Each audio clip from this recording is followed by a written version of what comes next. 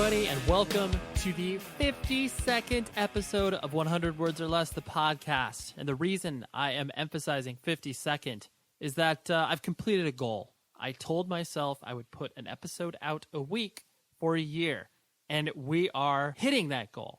Doesn't that feel nice? It feels nice to me. It's that level of satisfaction. Anyways, the guest this week is one of my oldest, bestest friends, Jeremy Bolm from Touche Amore. He is the vocalist of the band. We sat down for almost 2 hours, but I cut out a decent amount of it just because, obviously, that's a long fucking time for any conversation. In any event, 52 episodes. Thank you so much for listening to the show. No matter where you came on this train, I really do appreciate it. It gives me an outlet to find out more about people, to hopefully discuss things that are of relevance to your life and everybody else's that listens to this. I just really appreciate it. And then the feedback that you've given me over the past year or two, I know this is all sappy and emotional, but that's the type of person that I am, and I really do appreciate it. So kudos to you, the listener. Thank you for checking this show out. Property of Zach, speaking of great supporters, go visit their site, propertyofzach.com. They're doing these things called decade features, which basically takes a record that came out 10 years ago and do some really interesting editorial on it. So check it out. Plus, they also have all the latest and greatest in tours, album releases, news, streams, etc., etc. Also, you may notice there's a new logo. Wow! There's a new logo done by previous guest of the show and great friend Adam Vass. He's the bass player for La Dispute, and he is also an amazing artist. If you just Google Adam Vass, you'll be able to find his website. For a bit, his store will be down because the band is writing their new full-length, so he's not doing any orders or anything, but he does great stuff, does posters, zines, so many different things. But thank you very much, Adam. I really appreciate the logo, and yeah, there we go, Every year, I may have a new logo, or this one may stay forever. Who knows? And thanks to Chris Hansen, another previous guest of the show, for making the original one. Go to the website, 100wordspodcast.com, and you'll be able to see all the, Facebook, Twitter, all that type of stuff. And then also pop on iTunes. From there, if you are feeling so kind, drop a little 5-star review, 4-star review, whatever you feel the show is worth. And then also, if you feel like contributing some sentences about the show, that way others can look at it and be like, oh, this show seems cool. It's got enough good reviews. We would appreciate that. And by we, I mean I. I always like saying the collective we. Another personal plug. I do a music festival every summer called Sound and Fury. You can go to soundandfuryfest.com. We have tickets on sale, and you can buy 3-day passes. You can buy VIP package passes. There's a bunch of other options. But yeah, I'm very proud of the lineup that we put together this year. And that kind of goes into what I wanted to talk about today, because I always have little moments of reflection. It's such a weird feeling to be involved in something like this, like a music festival, because basically, you spend months, hours, days, weeks, whatever you like to call it, putting together a lineup of bands that are available, touring, worth the money to spend, and all this other stuff. You're really putting this together. And then the moment it goes out on the internet, people are like, this is the worst lineup I've ever seen. This festival sucks, whatever. And I understand. That's the internet. I've grown up in this culture. I personally have never understood the whole shit-talking in regards to whatever a person's putting out there. I may not like it. I may not agree with it, whatever. I don't feel the need to, directly mention them in a Twitter post or whatever. And maybe this is just me being overly sensitive, but it sucks. It really fucking sucks to see people just react so negatively to it, whether it's on a message board. And maybe it's a lesson for me trying to pull back and be like, okay, I can't pay attention to that shit. I can't dwell in the negativity or whatever. So anyways, just want to let you know where my head is at, and whether or not people even realize that that actually affects another person. I just think we need to get into that. And I say we, it's like a culture and a collective where we need to think about what we say before it just goes immediately dumping online. Because mostly when you see people that do stuff like that, I think it's just a reaction. And there's never a filter that is like, okay, maybe I shouldn't post this, or maybe I shouldn't email this, or whatever, because someone will eventually read that and be bummed at it. And whatever, if that's your thing, if you like to bum people out, so be it. I obviously cannot stop that. That's your thing. Yeah, in any event, that's the festival. Go check it out, soundandfuryfest.com. So Jeremy, I've known him forever, since he was 14, and we talk a lot about that. but we discuss insecurity, a lot of random personal tragedy that both he and I have encountered, and we kind of bond over that. And then ultimately, records. We both love vinyl, and we talk about that. Yeah, here is my very long conversation with Jeremy. Hope you enjoy.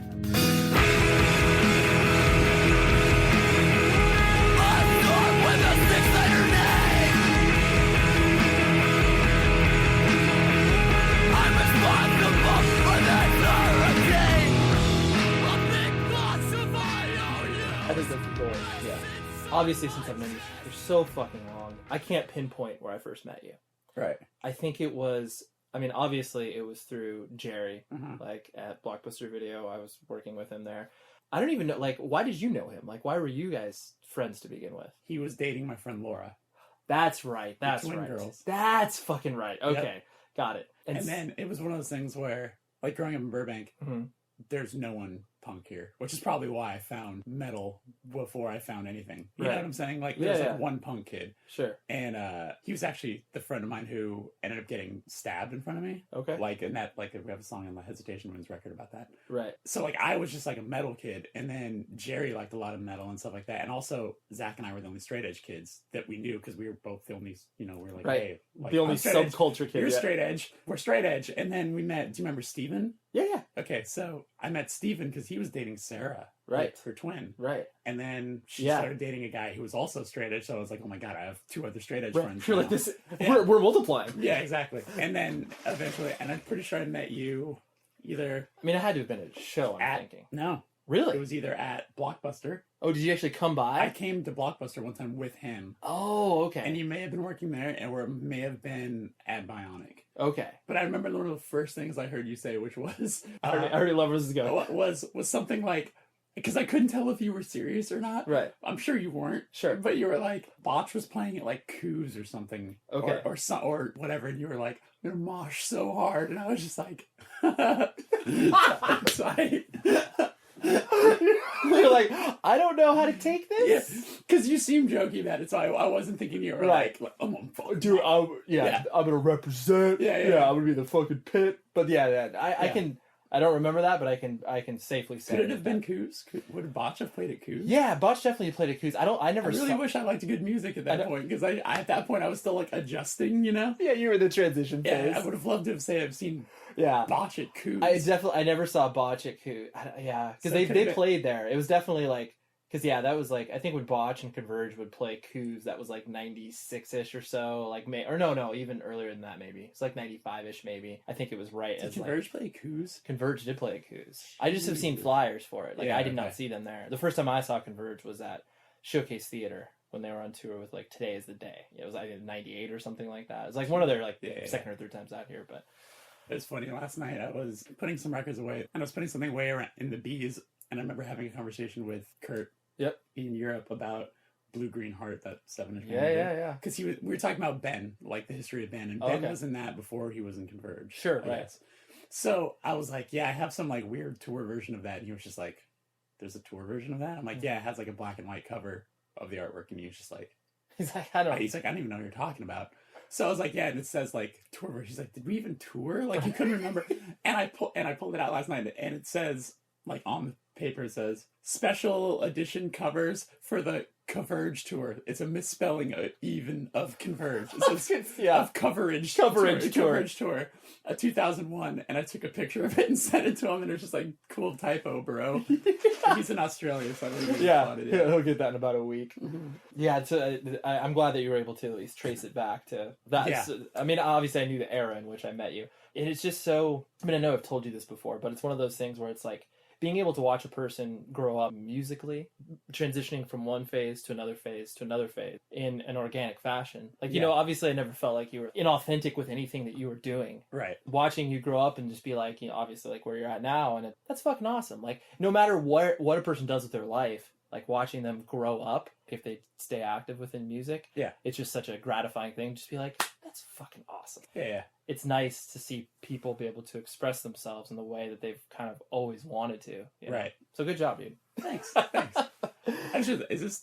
It's we're going. We're going. I had no idea. Yeah. You tricked me. This is CIA shit. Yeah, I also I snuck in last night and put some microphones in your room. Oh, sweet.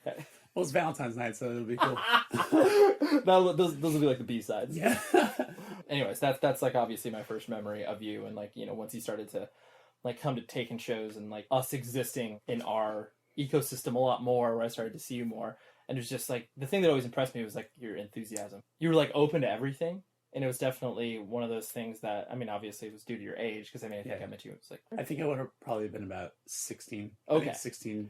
I mean, that's such a fun time of people's lives when they start to get exposed to shit. You know, your eyes are wide open. You're just like, there's all this shit, and like, I need to get into everything. Exactly. You know, like 2001 area. I think 2001 was the most exciting year for anyone who was of age to like grasp onto subculture and like cool shit, because so many great records came out that year. So many like life-changing records came out between 2000 and like 2002. Totally. That if you were around for that, like those couple of years shape who people are now. I mean, you have everything from like Glassshot Thursday, Converge, Saves the Day, Get Up Kids, like all of that stuff that was just exploding at that moment. And you just had it was too hard to pick who your favorite band was at that moment. Oh, totally. Like, everything is great. Yeah. And nothing had turned cheesy yet. Yeah, because it was on that cusp of a mainstream understanding towards like, obviously like anybody can kind of get into this, but it was still obviously like, you know, quote unquote ours, to where we were able to understand it, grasp it, access it, see bands at small venues, like everything was still there. Yeah. I'm sure you were at the show. If you weren't at the show, you were at the chain show of it. But thinking back on seeing that Carry On, Hope Conspiracy, Planes Mistaken for Stars, American Nightmare, Converge tour at the Troubadour. Yeah. And that was Carry On's last show, like of that, you know. Right. I just remember like being at that show and being like, this is one of the wildest things I've ever seen. And then now, like looking back, being like, if there's any show I could relive now, knowing what I know now, I would appreciate that so much more. Like, I liked American Nightmare, but I didn't love them. Like, I didn't get it fully because background music had only been out for so long. Right. And I wasn't cool enough to know about that self-titled EP. Right. The Sun Isn't Getting Any Brighter EP. Yeah, no, for sure. Like, I had, you know, Jane Doe had just come out, and like I was just devoted to that record. Yeah. Carry On I wasn't very familiar with, you know. Right. I had Knife in the Marathon by Planes. Yep. I didn't even have Fuck With Fire yet. Like, a friend of mine had just turned me on to that band. I went to the show being like, oh, I'm going to see all this cool shit. Like, this is probably going to be awesome. And I remember just, like, walking out being like, damn, if I could go back to that, I'd probably appreciate it even more. You'd be like, I would really like to watch that show again. And I think it was only, like, 2 months later when it was Dillinger Escape Plan, Botch. Yeah, dude. All Else Failed. Yep. Shat. Oh, yeah, that's right. I saw that show in Vegas. Oh, wait. Yeah. But, you know, I told you, I forgot about that, too. But, yeah, it's just so funny to, like... And Darkest Hour. Yeah, that's right, Darkest Hour. Yeah. It's so funny to reflect on those tours and just be like, it's just ridiculous. Like you said, it was to the point where like the shows were getting bigger, but they were still at reasonable venues, and you still were able to like obviously completely grasp what was going on. Yeah. Going back even further, born and raised here in Burbank. Yeah. Okay. Yeah. So that's like you. This house, this room. This room. This room right here. This is where you were brought home. Yeah. My brother's bed was there. My bed was there. Okay. Somehow we both fit into this room. Sure. Well, that's what you do when you're a little kid. Yeah. And so your family structure is brother, mother, and father? Yep. As you're being raised, what were your mom and dad doing at the time? My mom was working at a company called A. Biederman, which was it was like an office job for like a company that did like gauges for planes and stuff like that. Instrument stuff. Yeah. My father, who's still doing it now, is post-production. Yeah. Typical entertainment industry job. Right. Yeah, he's been doing that for many, many years. They were divorced when I was beyond little, super little. My mom was his first wife. My dad is on his fourth marriage. Oh, really? Right, fourth marriage? Yeah. That's impressive. Yeah. I think if I made the joke before, if my dad were alive still, he could have potentially been on his fourth marriage. Right. We just had this talk. Right. He was on his third. Yeah. I totally understand. So you have like, how old were you when they actually separated? Maybe like 2, 3? No, like infant. Really? Infant, yeah. Got it.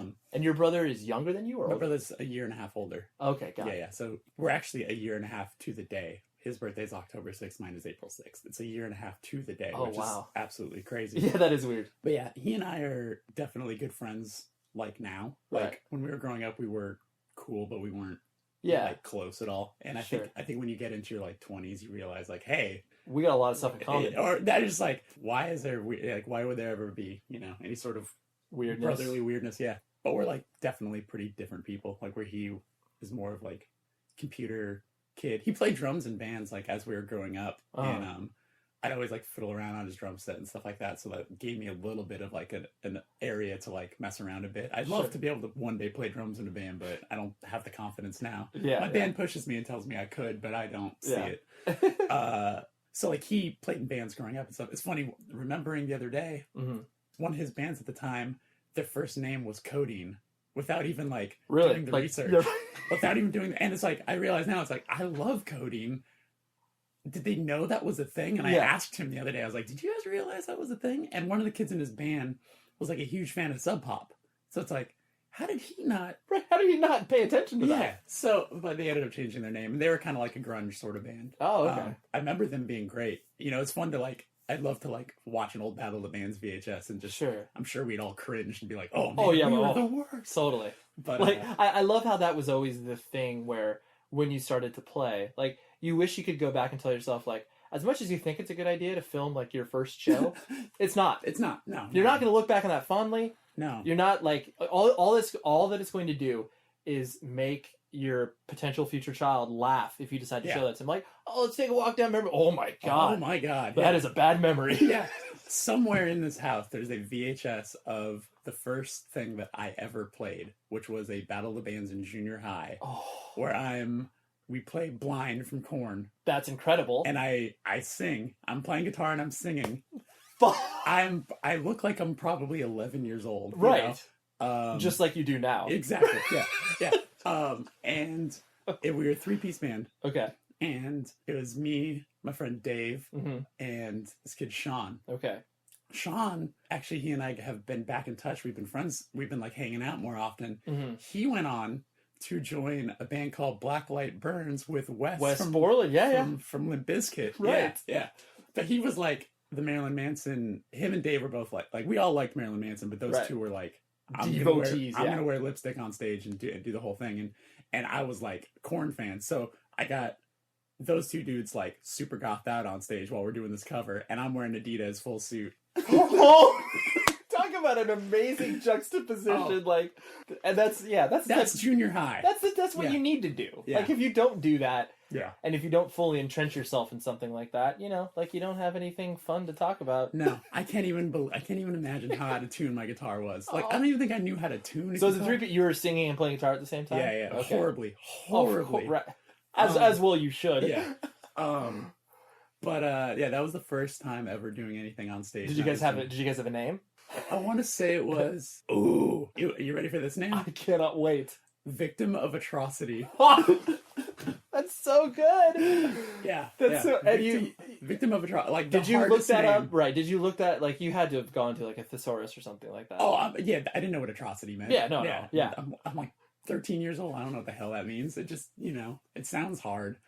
It totally sounds hard. Yeah, that's incredible. And so then that broke up pretty quickly. It didn't last that long. Right.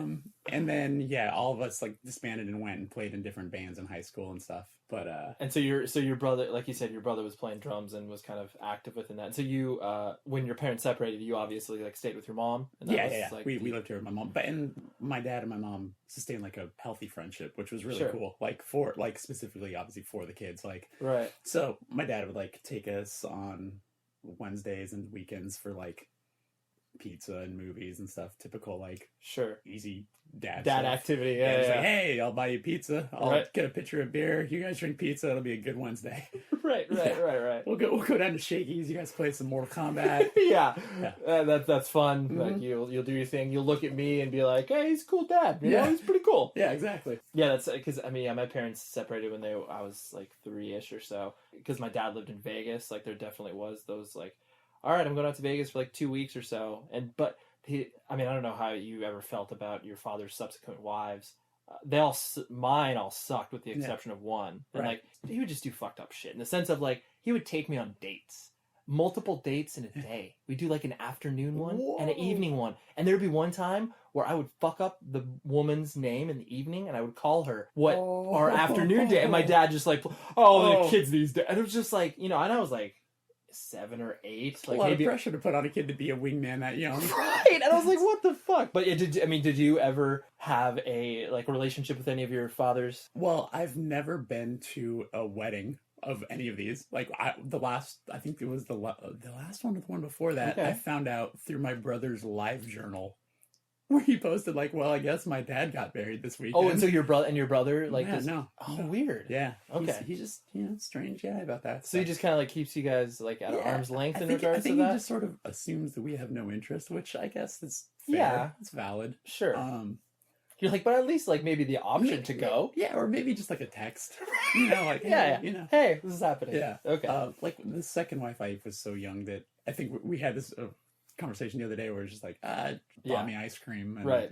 She's cool. Yeah. I'm fine with her. Right. And then the third one, I was old enough to realize how terrible she was. She was just like mean and whatever. It just sucked. And then the newest one, I don't really have much of an opinion on. Her and my mom don't get along, so I'm obviously team my mom. Right. So you're like, I'm kind of on my mom's side. Yeah, exactly. And your mom never got remarried or anything? No, she just decided to stay single for the kids, which is, something I feel a bit bad about. Where I'm just like, we could have, gone out and done your thing, but she was always like, no, kids. Interesting. Kids yeah, first. so she was like, she obviously just completely, and you obviously have a very close relationship with your mother. Yeah. And so she like poured all of herself into you and your brother. Yeah.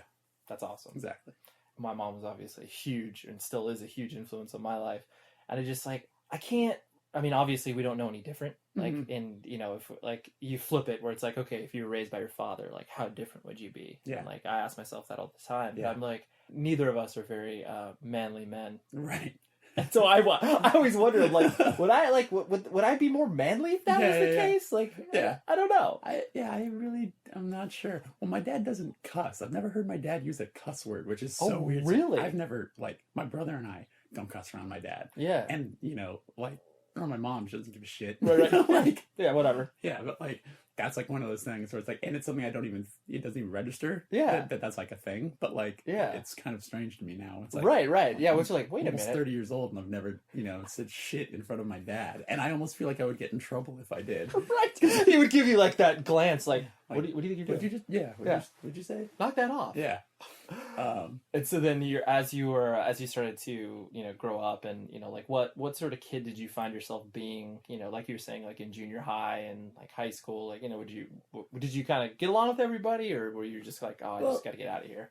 I was extremely obsessed with like the idea of being in a band and wanting to. I was just obsessed with music at such a young age that I just kind of. Did your mom expose you to that at all? Or no, my parents were always just listening to like country music and Elvis and stuff like that. Like it wasn't. I definitely didn't like what they were listening to. I can appreciate it now. Like a lot of the stuff that my parent liked then, I like now. Like Patsy Cline and Johnny Cash and Merle Haggard. Yeah. Like, you could understand that that's actually good. It's not like the Dixie Chicks or something. Right, and plus it's like what 7-year-old brain is going to wrap their heads around like.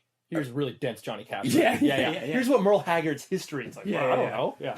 So I remember Nirvana being my favorite band before Kurt died, and just having his death tear me apart. Really? Like I was so young, but like grasped how terrible that was. So like, you were like what, 8, 9? 91. I was born in 83. So let's do some terrible math. You were like 8, maybe 8 going on 9. Yeah, okay, I remember. I'll never forget. I was with a friend's family who were taking us to that Pink's hot dog place. Yeah, and they announced it on the news on the radio. Right. As we were like pulling up, and I was so bummed out I didn't get out of the car. I was just like, I just stayed in the car. I was just like, just torn apart by it. Yeah. So music obviously meant a lot to me. So I really connected with people who kind of care about the same things, which wasn't a lot when you're that age. Like I had like a best friend. Like everyone I think at that age kind of has like the one kid that's their best friend. Right. But I wasn't like too interested in going out and being like social butterfly with like the kids in the neighborhood. It was like I had one friend named Eric who as we're older, we lost touch as we got older, but he ended up joining the military. Now he's a cop in Nevada or Arizona, last I heard. He was a close friend. My first best friend was this girl, Michelle, who lived right across the street from me. Mm-hmm. And she probably didn't help me become manly either, where your best friend is a girl. That's just that's totally built into our DNA where I always find myself getting along better with females. Like, just period. Like, that's just a reality. Not to say like, guys, like I don't even give them a second chance, but it's like girls I just gravitate towards. Yeah. I can agree with that. She died in a drunk driving accident probably like 7 years ago or something. Oh, and wow. like my mom and I went to the funeral and everything, and like she's someone I totally lost touch with, but it was like still pretty like, whoa, this was my first best friend, and Right. she's now She's like she roughly died around my yeah. she's not here, right? Which, not that I needed any sort of like extra step towards like being straight edge, like not, you know, like when you come to be about 30 years old, straight edge really isn't the most important thing. It's No. just the thing that we do. That's just who you are. Exactly. Right. Like I don't think about it, I don't care about it. It's Yeah, just yeah, like yeah. hey, I don't need to buy merch about it. yeah, exactly. I haven't had a shirt that says the word straight edge on it. I mean, unless there was like a really good new straight edge band that I cared about. Of course. Yeah. I don't think there's been a straight edge band that I've cared about in a long time. Sure. Because all the lyrics that they'll say have all been said before, and it's not really that inspiring or thrilling to me anymore. It's true. That's a whole other rant. You know, I wouldn't make up some fairy tale about me being like this really unpopular, uncool kid. Right. You know, in high school, and whatever. Like, I had Because you strike me as the type of person where it's just like, because like you've never struck me as like not being social. You know, it's like you could put yourself out there. Yeah. Obviously you're gonna be reserved. Yeah. But you know, like you could generally like pop into a few different cliques or whatever and be like hey, you know, Yeah. I'm kind of the music guy. Like, yeah. So Yeah. that's what you kind of struck me as. Right, yeah, like there's always people that, you know, you couldn't get along with or might call you names and stuff like that. And Right. I think that's just a part of growing up. Yep. You know? Of course. One of the funniest things some of my friends and I will always talk about, I don't know if you've dealt with this in Orange County. Okay. But huge cultural difference. huge cultural difference there. Yeah. But a lot of like the gang member kids Okay. backed my group of friends Oh, okay. in the funniest way possible. Okay. Because they would come up to us and be like, "Hey, you like Marilyn Manson? That's just crazy." Like, Oh, got it. Yeah, yeah, man. That was extreme to like, them. that was extreme. Yeah, they'd be, you know, then they'd, you know, like, "Oh, you like Metallica?" Like, hell yeah, like, fuck yeah, like, Yeah. Like, all right, cool, like, hell yeah, like they're on my team, like, Right, we're good. because they think that we're like into crazy shit, so Right. They can They like appreciate sacrifice goats on the weekend. Yeah. I mean, unfortunately, I never had a situation where I needed them as backup, but it was kind of nice to know that, like, Yeah. you You're know, like, yo, in a real pinch, I could if one of them was around, Yeah. I'd be able to ask them of their services. yeah, if like one of the jock kids is like trying to push me into a locker, I have a feeling that this dude might come up and stab him. Yeah, exactly. I That's might have kinda cool. I might have a shanking partner. Yeah, exactly. So that was always one of the things in high school that I can appreciate. Like, I wouldn't try to hang out with them. I kept them at a nice distance. Of course. Like, you know, Because maybe once they actually got to know you, they'd be like, yo, this dude isn't hard. yeah, Fuck this guy. Yeah. He just has a cool cassette collection. Yeah, we just give each other the you know the nod during gym class. Right. You know, I'm not trying to run next to him. He's not trying to run next to me. No, for sure. But there's mutual respect. Right, which is good. I Yeah. mean, like you said, that's really good to have, and that's definitely interesting. Yeah. As you started to obviously figure out what music was and kind of where it sat in your life. I mean, like you said, you always wanted to play in bands. Yeah, like, yeah. You know, what I always find interesting, especially because that was like so early in your life. Mhm. What drew you to that? Was the fact that it was like the expression of it, like the fact that you could create? Was it the fact that like attention is being given? Like, I think it could be a lot of those things. I remember my first two favorite bands were like Nirvana and Pearl Jam. yeah, And I would go between the two saying which one was my favorite band. Yeah. You know? And I remember watching the video Yep. from Pearl 10, Jam yeah. where it's the Even Flow video where Eddie Vedder climbs up on the thing and stage dives. Yes. Yeah. Yes. And that just seemed like the most wild, cool thing to me, where I was just like, Yeah. man, like there's so many people just like so moved by this, and like the fact that he can just, I mean, stage diving to me was like, Oh, you're at well, that, yeah. you know, and you're just like, what is this? What the hell? Yeah. So I think like that video is like pretty responsible for my eyes just opening really big to being like, oh my god, I need to do that. Yeah, like that. Even you know, it could be like watching someone hang glide, where you're like, Right. I want to hang glide. Yeah, Like, yeah. For me, I was like, I want to be able to jump off things into people. Like that seems and, Right. Like, these people are just like eating it up. Like, Yeah. The whole thing seemed fascinating. to Got me. it. Yeah. So yeah. I think I bought a guitar because I always play guitar in bands. Okay. So I got And a why? guitar. Yeah. Why? I don't know. I think I just realized that I had I've always had like an awkward voice. So I was just like, I can't see myself like actually being able to be a singer. And Right. I learned that when doing my Korn cover. Yeah. I I learned that pretty quickly. learned that pretty quickly. Yeah. So, I was no Jonathan Davis. I was no Jonathan Davis. My parents You were like, my brother already plays drums. yeah. He's got that on lock. He's got drums on lock. I don't think I can't actually carry a tune. Right. So I didn't realize at the time that bass is a lot easier than guitar. So I was like, I'll get a guitar like Kurt Cobain plays guitar. Of Like, course. Yeah. So my parents got me a, you know, like your typical first guitar, the black and white Sure. Squire Stratocaster. Right. Which I covered in stickers. Yeah, And immediately. before I even knew how to, I was like, I gotta decorate this thing. Of course. This is my personality. Yeah. Which was the reflection of what you were only allowed to get away with in junior high, which was the same as the band t-shirts you choose to wear in junior high, where it's like, you are not allowed to be called a poser in junior high. You have free range to like everything. Totally. I remember in junior high, like one day I'd wear a Korn shirt, the next day I'd wear a NoFX shirt, the next day I'd wear a Dead Kennedy shirt. Amazing. And the next day it'd be like, yeah, like Pearl Jam. Because like, because at that age, it, like, everything is great. It's just music. Yeah. And it's like they're, obviously it's like when it comes into like, you know, scenes and politics and all that, that's when obviously it gets fractured. But yeah, when you're just like, whatever. A little kid, like, yeah, who cares? Everything's awesome. Yeah. Also fascinated by the fact that, by the way, fuck kids these days for being able to have good style in high school. Right. And when we were young, oh my god, dude, unfitting pants and like large t-shirts. Yeah, you know? extra. That's what I hate. I hate looking at my old shirts and just being like, I wish that I could like. I couldn't even tailor this to fit me. Oh no.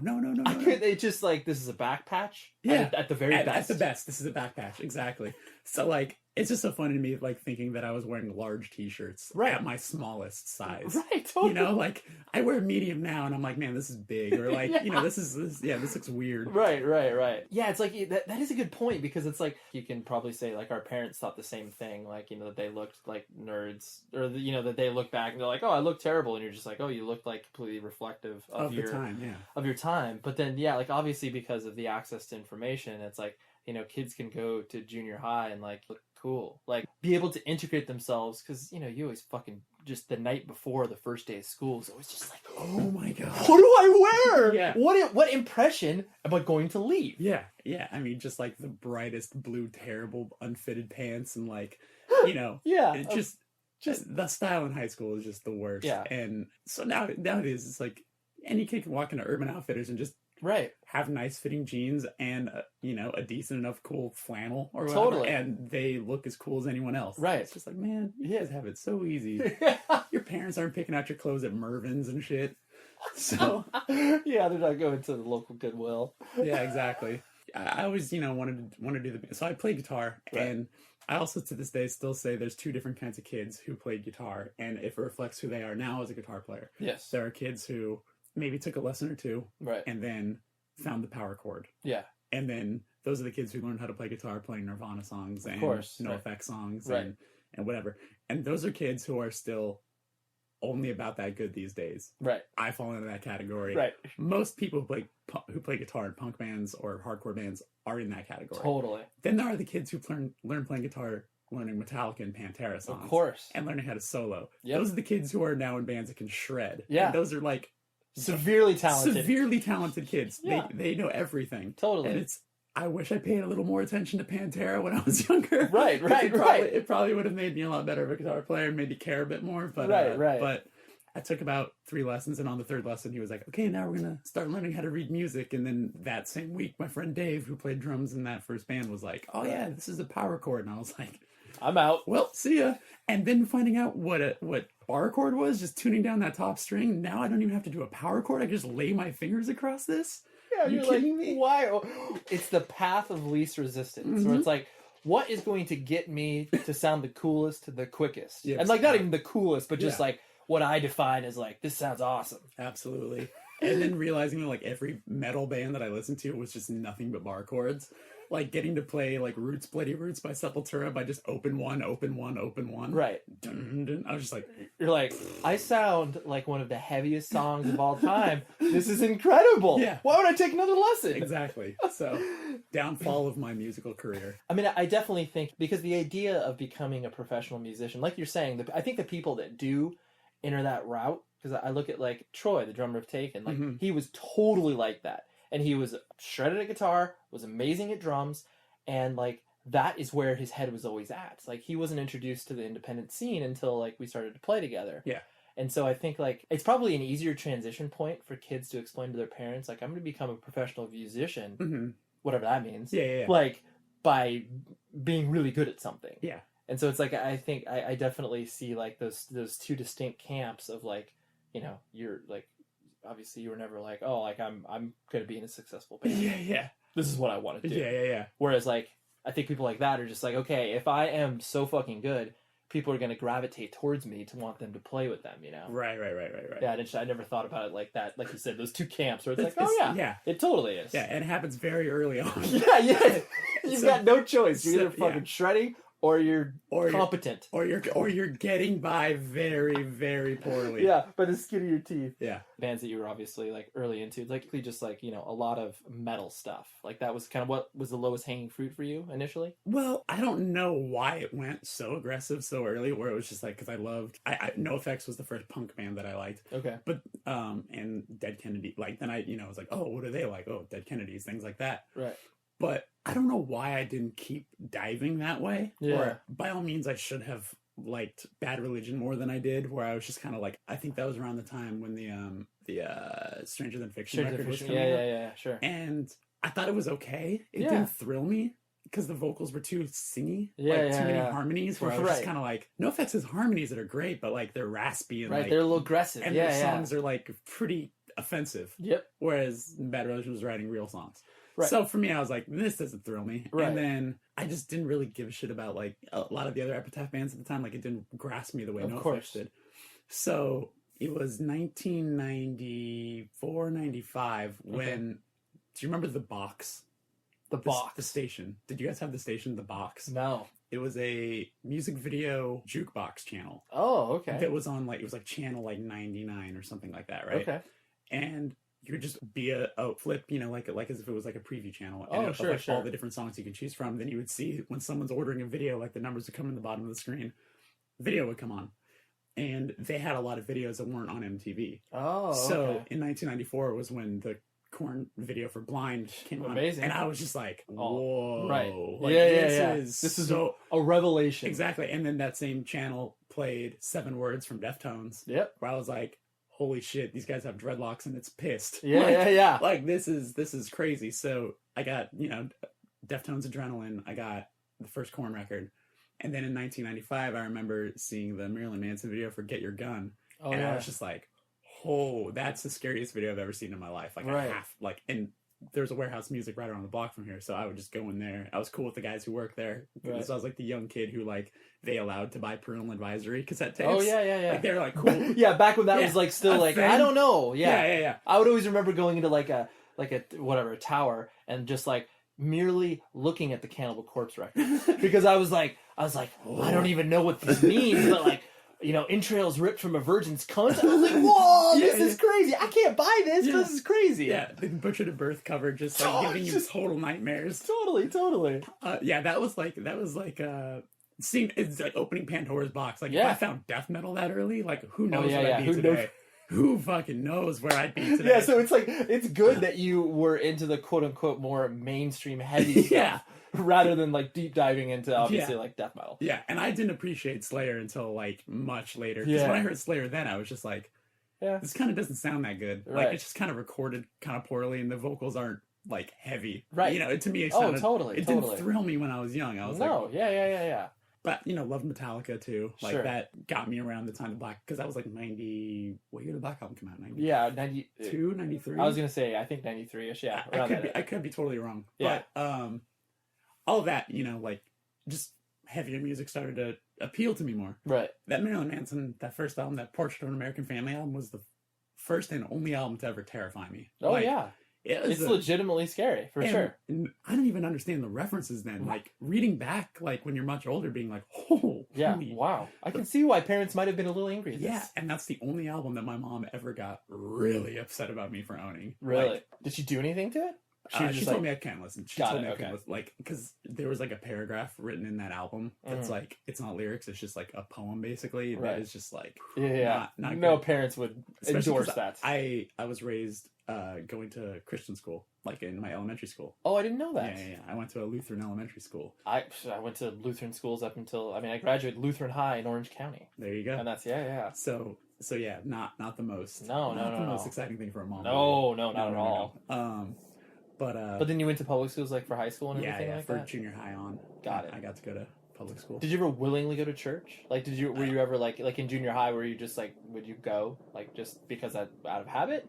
Parents, mom making me go. Got it. Church I don't think is a very easy thing for kids to get excited about. you know, for lack of a better term, I still call myself Christian, even though religion in and of itself is like just the worst thing ever. Like what I believe that there's a point to us being here. Okay. With that being said, like I remember distinctly in junior high, like that, and that was around the time when I was starting to get into, you know, punkish stuff. And I was really like, I was, you know, youth group, and like I was like a fucking acolyte, like, you know, I was the person that put the I did that. Yeah, part of me was really, really into it, and like I wanted to participate. And everything. Right, like I felt, you know, I mean, obviously as that age, you want to feel a sense of community, and it was like, oh, this is a cool thing. But I distinctly remember once I started to get into that type of stuff, like musically, it's like the older people at the church would like, I just would start to get weird looks and just like, you know, like what's this kid getting into? And it was like the moment I started to feel judgment from that, I was like, fuck you. Like I stopped going to youth group and stopped like all that shit where I'm just like, if you wanted me to be the future of the church, like, shouldn't you be welcoming? Yeah, shouldn't you be like supporting? Right. Or, and like, it's like, fuck you. Like, get out of here. It's just like, it just blows my mind that it's like, this is something that obviously continues to go on and like continues to turn people off to everything that could be potentially positive out of faith and religion and everything. And it's just like, like absolutely the whole idea of just like, oh, Jeremy, you're going to church today. Yeah. Like, you've got no choice in the matter. Exactly. And from when I was a kid, so when I'm, you know, I appease my mom. We Right. still go on Christmas Eve and Easter. Oh, okay. Like, we'll still, you know. Yeah. And do the same thing today that I did then, which was the second you get into church, open up the pamphlet and be like, all right, what am I in store for? Like, Right. What torture devices are... Yeah, when's the sermon coming? Is there communion in this one? You know, like But at least you have that experience to like know what's up, because it's always weird when you get brought into like a different church and you're just like, what is this? Like, what are they doing here? Should we be saving that person? Like, what's happening up there? Yeah. So you're like, at least I've got like a topical knowledge of like, okay, this is where it is. Absolutely. Obviously, after your junior high band and everything. Like, so when was the first time that you actually like, you know, started playing in a band that would actually like play shows? Like, was that? That was when so I met Zach, who people who are listening, Zach is the kid who met him on the first day of junior high, and he threw up all over this kid in front of him who ended up becoming his best friend on the first day of school. Way to go. And I sort of looked at those two like, oh, I can find peace with these two guys. Like, they're clearly, you know, I was coming from a Christian school. I knew nobody. All these other kids were coming from public. Yeah, they had already been going to, yeah. So I knew nobody at the school. Which is terrifying. Yeah. I'm like, oh, good. I'm the private school kid who, you know, who the first period of my day was choir, like, which was an elective. Like, I had to take choir. So I was just like, this is already mortifying. Yeah. Like, I have to sing. Like, right. So I made friends with Zach, and Zach ended up being the singer of, you know, all the bands I played with up until I was like 20 something. Right. And he went on to join Fight Everyone. Yes, he did. But Zach and I found Straight Edge at the same time together from the Ozfest 96 comp that Earth Crisis was on. Dude, I love... So was Neurosis. I know. I love, like, because I remember that video too, or that the DVD. VHS, the VHS. And it's just like, it's so funny how that, I mean, that was such an introductory point, like them playing and then seeing the Jägermeister, like, and it's just like, you know that they were fucking tortured over that to be like, should we do this? But like the amount of people that we're going to expose to, and it's like, obviously it's like, you and Zach are like totally theory and practice. Exactly. Like I remember watching that VHS and like getting to them and being like, okay, this band doesn't dress metal. Yeah. This is way more heavy and like stronger vocally heavy than anything else on this DVD besides like Neurosis, which was in black and white and terrifying. Dude, the grainy footage, right? And then I remember the bassist got on and fucking did his like, the power. You're just like, and like all of them like the widest spread headbangs, and I'm just like, okay, there's things on this VHS that I'm not grasping. I do not understand that. I watch it, don't understand it. If I was to pick the three things from that VHS I didn't understand, it would be how pissed and angry Earth Crisis was. Right.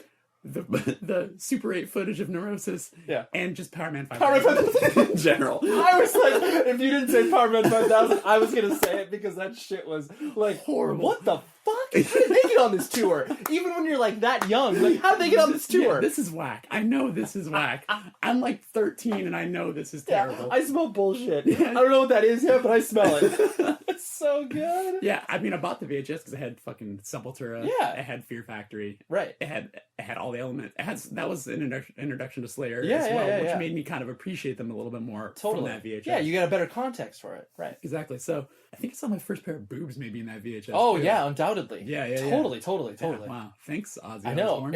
And that thing, like, because obviously, like, we're in an age where everybody can see every band immediately. Mm-hmm. And, yeah, like, there was that total air of mystery where it's like when you were able to see something like a comp, it was kind of like, that's what the band looks like? Yeah. That's what they're doing? Like, Exactly. Yeah. Yeah, so he and I think I bought the Gomorrah Season End CD. Like, I found it used at the store up the street. There used to be a record store on the top of my street. Oh, wow. And it was called DB Cooper's. I found the CD there, and we listened to it, and then, like, kind of read it. Like, we were like, why are their hands X? You know, like, what's that What's about? this? Right. And then finding out that what that was about, Zach and I both never did anything to begin with. We never had any interest. We kind of bonded on that. And we were like, wait, so now we can have an That was the excuse? label? Like, Yeah. we can do that? Like, this could be a thing? Right. So we were all thrilled about it. So Zach and I found Straight Edge at the time. Like, it's funny, like, I don't even, when people ask me, like, oh, who's your best friends? Like, I don't think to say Zach, because Zach is just, like, such, like, a brother to me. Right. Well, because when people become permanent fixtures in your life, like you said, it's difficult to comprehend. You know, you and me, it's like, we're fixtures in our lives. Absolutely. We exist within that. Yeah, it's just, it's strange to put a label on it. Exactly. Right. He and I, you know, started playing in a band, and we changed our name a million times, but, what was the first one you settled on? Maybe Denounce. Okay. Yeah.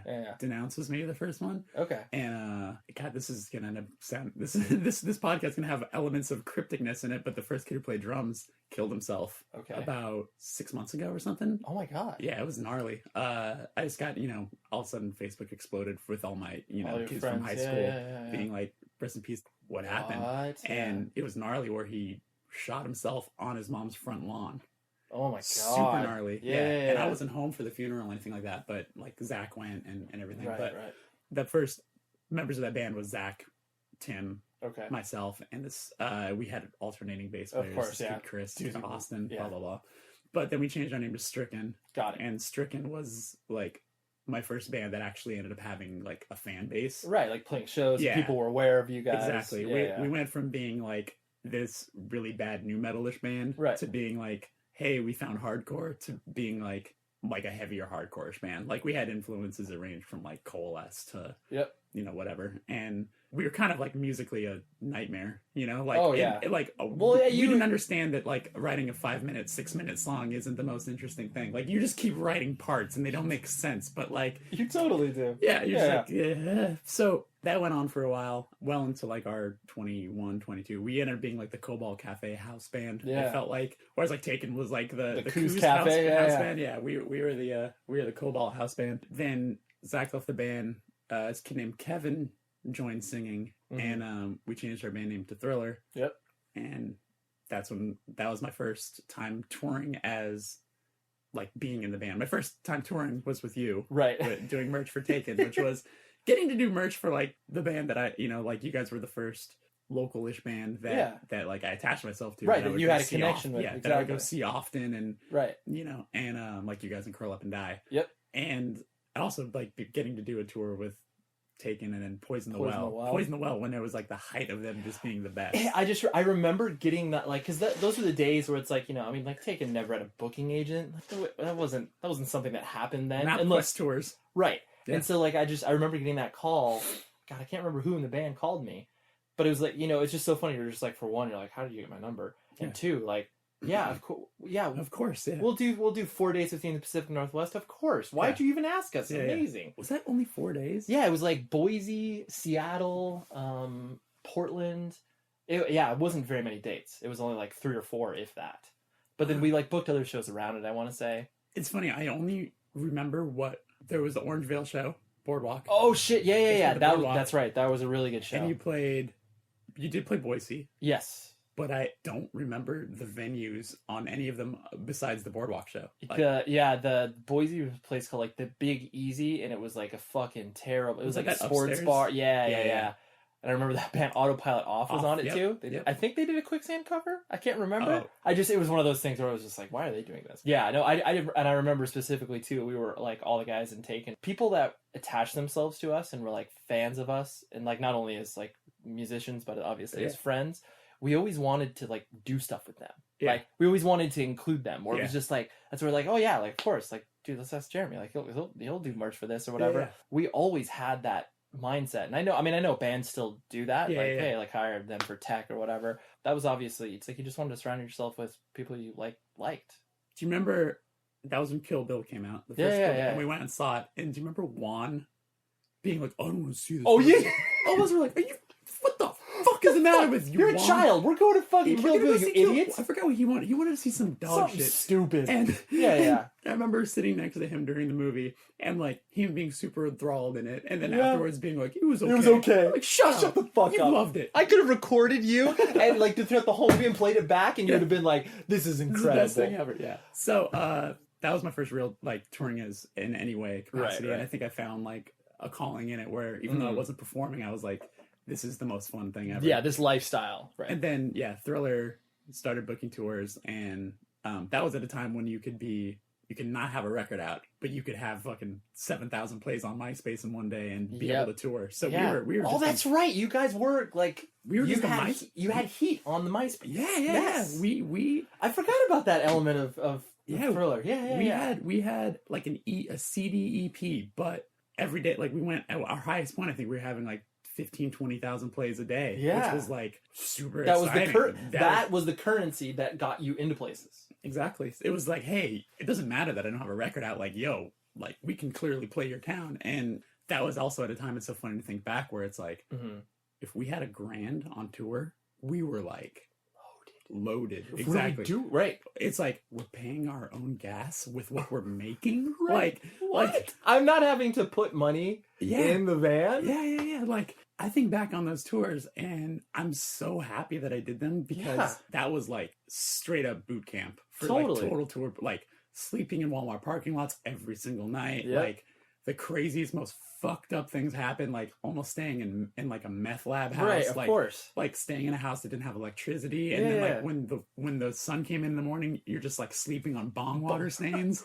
Like everything terrible happened on that tour, which I think was the exact reasoning for how I molded what I wanted TA to be. Like everything that I had done leading up until Touche was like the best learning experiences ever. So it's like when I had left Thriller, they stayed a band for like another year or something like that.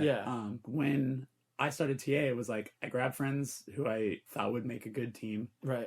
And started playing, and it was just like I had a set of rules set up where it was just like, whereas like Thriller and Stricken and all that were like, house bands. It was just like, we only play locally when we're playing with a band that's on tour. Don't overplay our hometown at all. That's one of the biggest, like when kids randomly ask me like, oh, what piece of advice? What could advice is like, don't play your hometown a lot. Play it only when necessary. Play it only when you're playing with bands that you feel you can connect with sonically. Right. Where people will watch you and go, hey, that was cool. Like, oh, and you're from here? Oh, cool. Great. Yeah.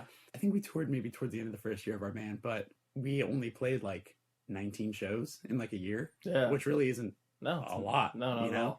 Like, and 4 or 5 of those shows were in 1 week when we did a week with La Quiete and Phoenix Bodies. Right. Where it was just like, I'd hit them up when I saw their tours being booked. I was like, I'll book these shows. Right, like, I got it. Yeah. So like, I'll help you. I booked a few dates on that. And if you look at because we had like a whole compiled show. Like, I look at some of those shows and I'm just like, man, how weird. Like there was like a show that was like us, Internal Affairs, Trash Talk, Trapped Under Ice. Yeah. And we played first on that bill, which is awesome. And it's just like funny that like us and Trapped Under Ice, like right next to each other in such an early time in both of our band's careers. Like, like at the Santa Clarita Vets Hall. Right. Stuff like that. Yeah.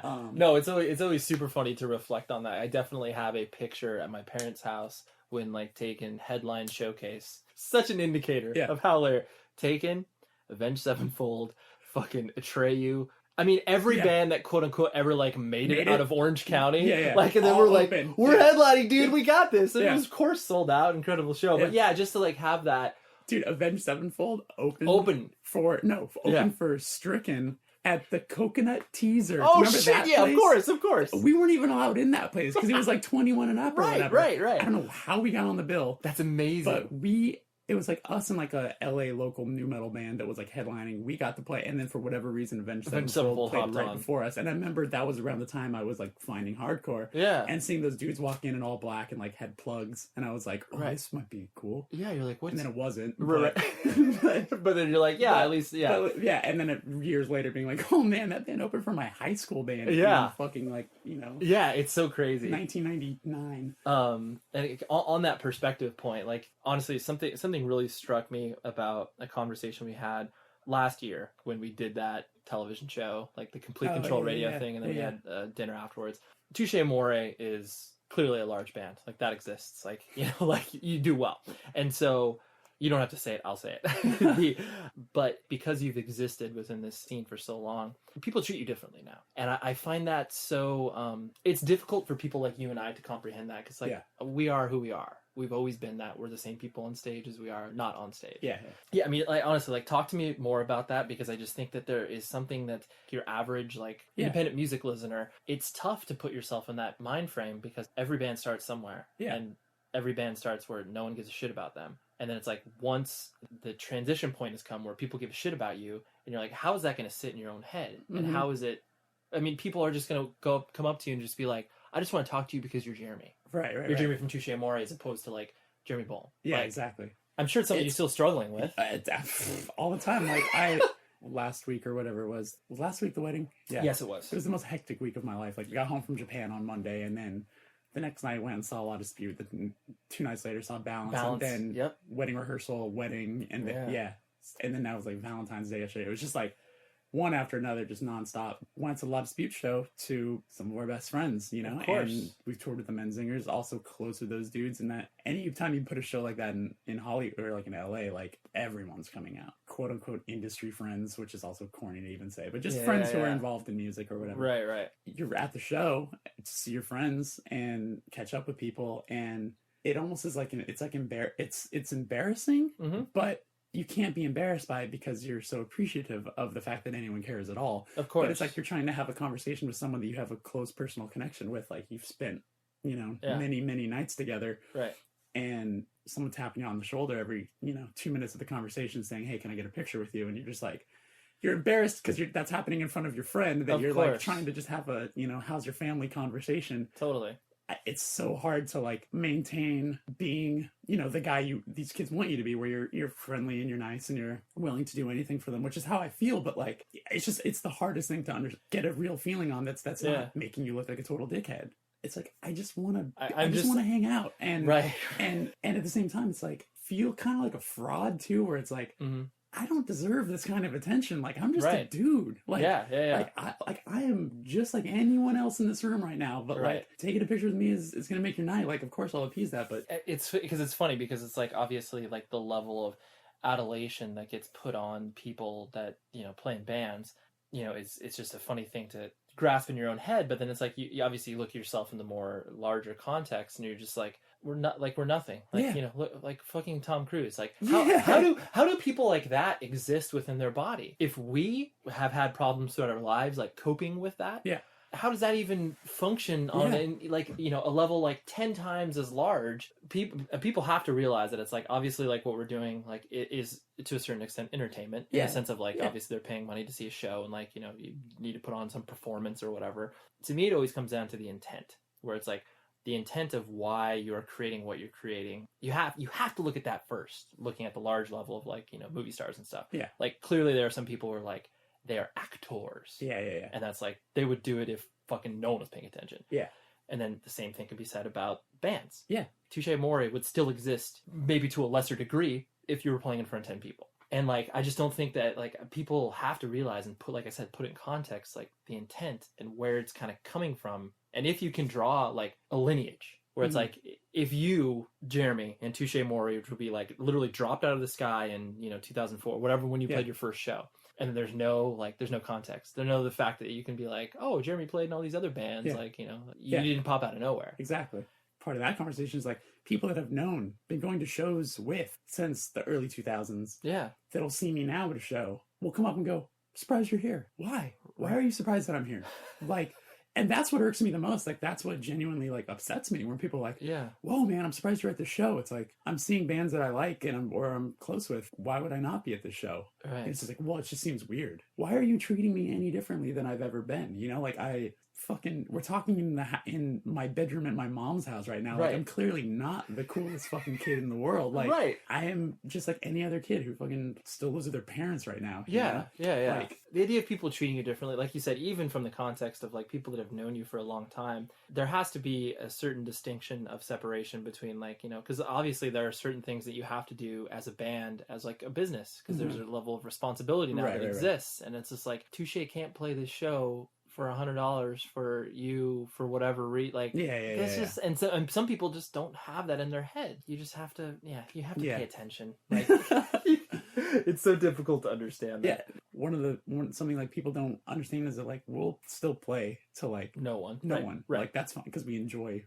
playing shows. Like that's what we do. You know, which is the most suicidal thing in the world of like reading any sort of like message board thing. You know, be like, I remember when TA would play this place. It's just like, it's like, and we still would, if we could accompany an audience that would come. If there's a reason for us to do that. I kind of would feel irresponsible playing like a house show in LA because there's going to be a lot of kids who will show up and not be let in, and then I'll feel really bad about that. Right. You know, kind of a thing. Or kids that have never been to a house show. Like, that show up and be disrespectful. Like, exactly. There's a lot of things that come into play, and it's just like, we're all still the same people we ever were. Yeah. You know, and still growing and still learning and still understanding our place within the confines of the world that we live in. Like, it's just, I freaked out when I met like Bill Murray at the Troubadour. You know what I'm saying? Like, that's like, that's real. That's Bill fucking Murray. Right. You know, there's a difference between. He's been doing this for many years. Like, he's ubiquitous. Everybody knows who he is. Yeah. Whereas, like, you could take a person like yourself, pull 10 people, one, maybe 2 people would be aware of your band name or like be able to like place you or whatever. And it's like all 10 of those people are going to know who Bill Murray is. Exactly. From what I've noticed and obviously watching Touche grow, you know, your fan base is young. Like, your fan base is like, I would say that it probably is like 10 years younger than in some cases. Obviously, it's not across the board. No. Like, big range, I would say like 16 to 20. Right. Early 20s. Yeah. The whole idea of growing older but still playing to the same kid. Mm-hmm. Like, you know, I'm sure that's a thought is obviously, it's like weird for you to experience. Our high school 10-year reunion was just, you know, not too long ago. Yeah. And Zach went. Mm-hmm. I was on tour at the time. And I was contemplating before that tour was booked, like, am I going to go to this? Mm-hmm. And just what kind of conversations I would have. I'm glad that I didn't go because I heard a lot of great stories, you know, like every jock asshole is basically, it's basically just like a bouncer at a titty bar these days, which is just awesome. Which is great. Yeah. It's like everyone lived up to who they should have been. Right, exactly. Know? And then also like the girls who were the sketchiest are all like living in Riverside with a kid, like shit like that. Where you're like, okay. Yeah. All right. So Zach was like, well, dude, come on, man. Like, you're living the life you want to be. Like, you're traveling the world and playing in a band. A lot of people would probably be excited, you know, like jealous of that or whatever. Right. And I'm just like, yeah, but at the end of the day, it's like, yeah. I have terrible credit. I live with my mom because I'm not home along like enough to like have my own place and like have a real job. Terrible hygiene most of the year. You're like, there's a but I can make a 16-year-old go nuts. You know, like. But if we play this song, there's some young kids who know the words of this song. So in all situations usually find the negative, you know, like that's just kind of the person I am, where I'm just like, but I'm living this really this is weird. You have to balance that out. Like, you can't think that like this is I'm the fucking coolest person, like I'm living in a mansion, like all these. And this exact conversation is why I feel bands like that we're all peers with, growing with, are so important, I think, right now. I'm not saying our band is, we can break up today and it's whatever. Bands like Title Fight, Law Dispute, Tiger's Jaw, Pianos, the list goes on. Of course. All these bands that have all came up at the same time and are all just continuing to grow, and it's one of the most exciting things. It's super exciting. It reminds me so much of that 2001 era. Yep. Only, you know, it's more exposed. It's easier to get into. You don't have to find it. Right. It's pretty available. Like if you own a Tumblr, you kind of trip on it. You can, exactly. It reminds me of that time, and which is why it's super exciting. But our bands are way more level-headed and are the kind of bands that you can come to our show and you can have a conversation with any of us in this entire world. Like, Right. we're all not hiding in the backstage room, you know, unless it's like someone's changing guitar strings or having a beer because you can't drink out in front, you know, whatever, like something like that. Everybody's accessible, whereas bands that are obviously have like hundreds and thousands more fans than us because of, you know, things like online Twitter and whatever. Right. Bands like a Falling in Reverse or any of those, like, those dudes have bodyguards. Right. Multiple, like yeah. to protect you from like a 14-year-old. Like, what do you need a bodyguard for? And like not being really there to their fans or you know, like just treating them like they're just kids in the crowd. And like, well, they're a unit. They are a measure of success. Like, as long as they're showing up and buying a shirt and doing this, then they will act like they have a relationship. It's really disappointing, you know, and there definitely is more of a responsibility for bands. All those bands that you were just listing, you can obviously offer an alternative. I really don't ever understand the idea of like not making yourself available. Like, where it's just like, you can fucking have talk a conversation. to me. Any of us, that's same idea. Is I had a really close relationship with Thursday because that's the kind of band they were. Yeah. Like, first time I saw them, I met all of them and started a relationship that continued to this day. That's important. Like, there's kids that I've met all across this country that I recognize every time we come to that city, or like, you know, they'll message me on Facebook like, hey, I'm coming out, and like I'll put them on the guest list kind of a thing, the same way that they did for me, which is engraved that in me, where it's like, that's so important, you know. You're that much more, and not even from like a cold business sense, but just the fact that you yourself are going to be so much more invested in a band if they take 2 seconds out of their day to invest their time into you, because it's like, then you know you want them to be more successful because like they're friends. You're they're like good people. Totally. To this day, I still love doing our own merch or like being at the merch table. So I can just shake a kid's hand and like thank him for buying a T-shirt. I mean, it's $12, but it's $12 that are like is the reason we're still a band. You know, kids still think that like record sales. What keeps bands alive is like, no. If you buy a shirt at our show, like that's what's keeping us alive. Of course. You know, and like, so I'm forever thankful to like any kid who wants to come out and do that. The level of responsibility is definitely on all of those bands to obviously make that effort to just, above all, humanize. Where it's just like, like we are people. We're not just like a caricature of emotion that's on stage. Like, obviously it is an emotional experience, but like we are real humans. We go through the same things. I think the thing that's the coolest thing about, if you found punk and hardcore and whatever, that is the only genre I feel you can do this in, is it's the only genre that you can play shows with these bands. Yep. You know what I'm saying? Like, totally. Like you and I both have probably played with at least most of our favorite bands in one capacity or another. Just being able to like, all you have to do is just like get a band that actually can put a song together. Yep. And, you know, get a little local attention, and then just befriend the fucking promoter, and end up getting on the show. And then you're opening the show. And exactly. Or you can contact the band or their, you know, agent and be like, hey, like, it's really not that hard. No. You know? I think that's also special, because I don't think it's easy for a band who, like a local band, to like hop on a show with fucking Of Mice and Men or something like that. You know, right. I just don't think that's a real thing. No. Yeah, it's definitely, it's so far removed from that, because like the idea of quote unquote hopping on a show, like that word doesn't mean anything. No. And sort of like wrapping things up, like it kind of hits on a lot of the same points that we were just discussing. But people are always going to pay attention to the singer 10 times more. Like, you're always going to be the center of attention. No matter how much a person is comfortable with that idea, that's something that you grow to, I wouldn't say hate, but you grow to be like, man, just like fucking just chill out for a minute. There's something else that you can focus on. Like, you know, where do you sit with that? You just try to like